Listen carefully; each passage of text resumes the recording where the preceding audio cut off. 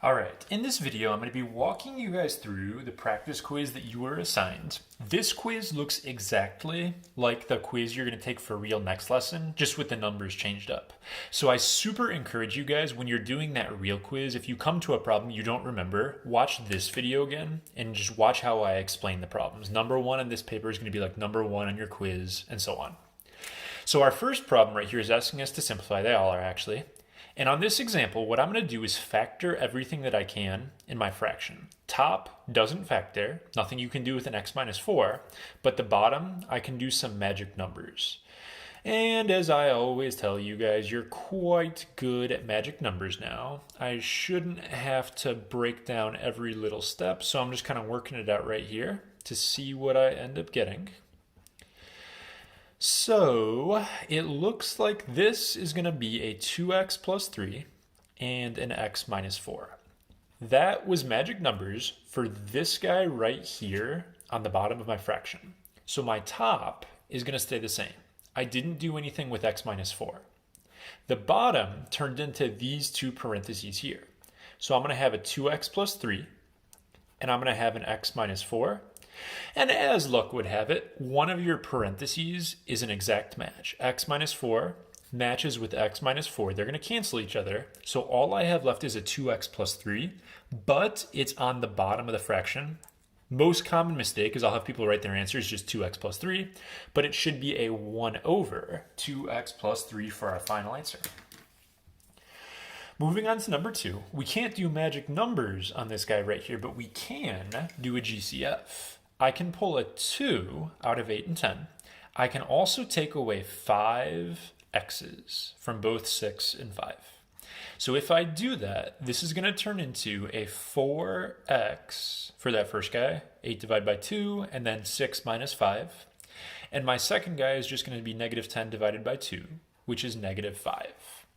So now my problem is going to say 2x to the 5th, 4x minus 5, over 4x to the 3rd.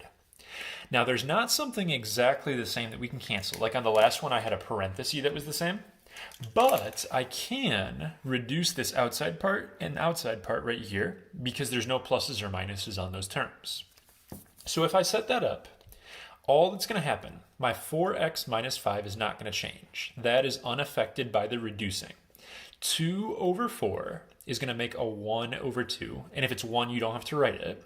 And if I have 5 x's and 3 x's, I have to subtract those exponents. There will be 2 x's left up top.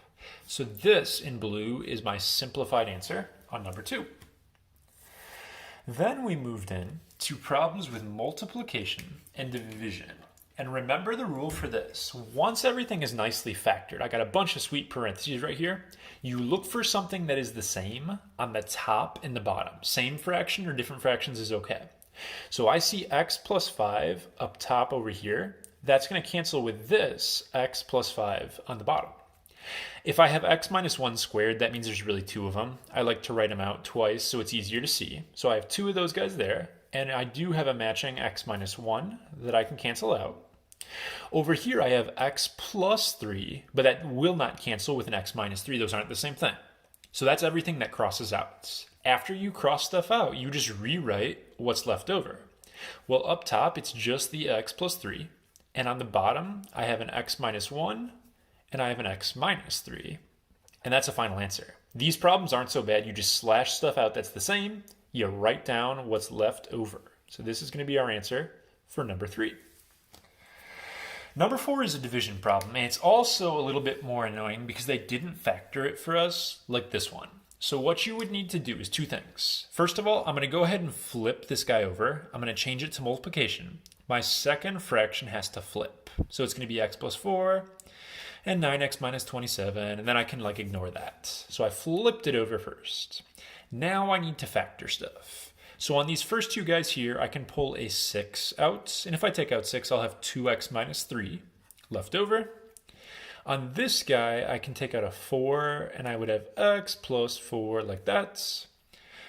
This, there's nothing I can do with. And on the 9, I can take out a 9 from both of those. It'll go x minus 3.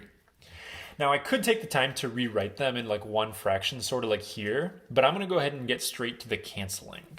If you look up top on this one, I have x plus 4, and I have x plus 4 down over there.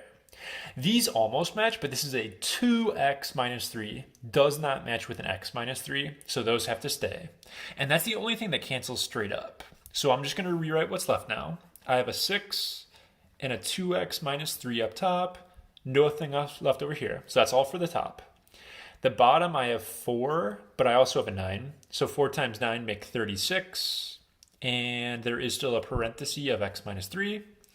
And for my last move, I can't cancel these, but I can reduce 6 over 36. Final answer is going to look something like this. So you just factor stuff, and then you cancel out what you're able to. Sometimes it looks nice, sometimes it doesn't.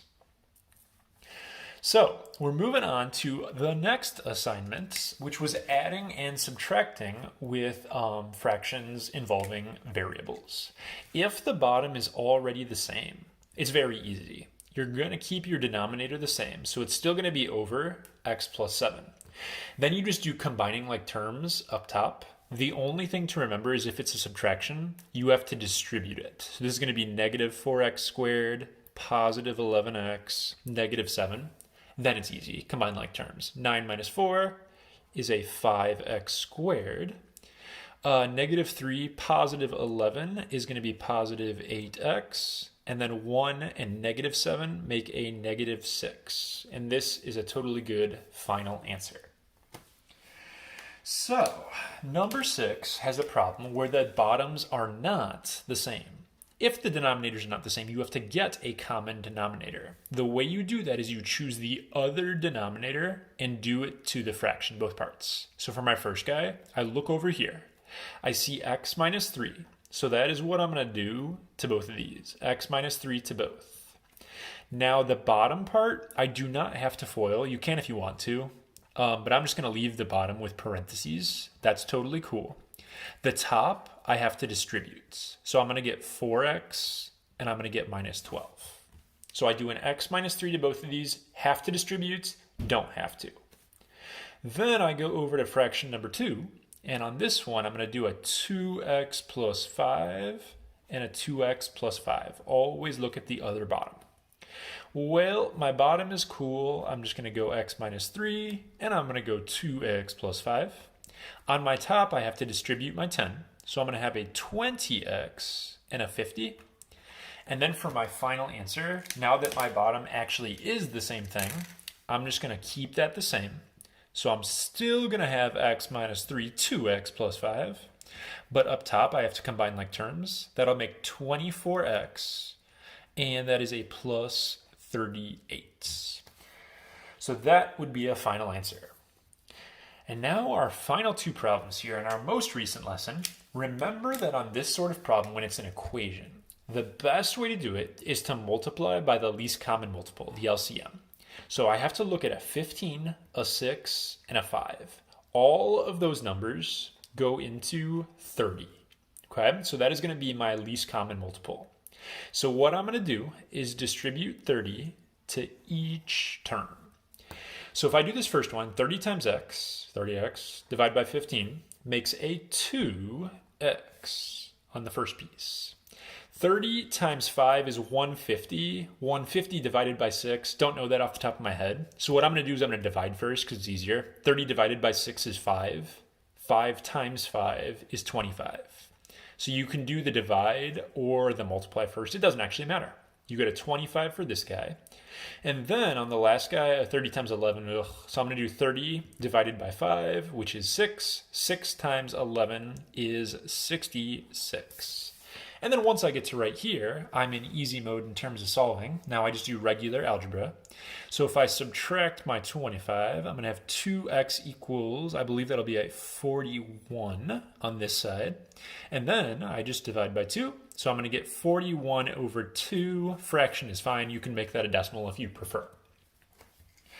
Last example, same style problem. Got to distribute what will cancel all of my fractions. So 4, 2, and 3, the number that would work for that would be a 12. But because I have x on the bottom, I also have to distribute an x. Otherwise, it wouldn't cancel and I'd still have a variable down here. So I'm going to do a 12x to each part of my problem. So 12x divided by 4x, doing the easier part first, is 3. X's cancel. 3 times a negative 3 makes a negative 9. So that's my first guy. Second guy, 12x, I guess I'll do the multiply first here, times 5 is 60x. 60x divided by 2 is a 30x. The x did not cancel on this one because there was no x down there. On to the final part, 12 times 7. So I'm going to do 12x divided by 3x. I'm switching back and forth between what I do first, but it really doesn't matter. If you divide, that's 4. 4 times 7 is a 28. Or just use a calculator. You don't have to do it in your head like I'm talking about right here. Once you get to this step, you are good to go. You just finish solving right here. That's a 37. So it looks like you're going to get a gross fraction for your answer of 37 over 30. Your quiz is going to look exactly like this paper. So keep this video and this paper handy when you're doing your OpenNote quiz.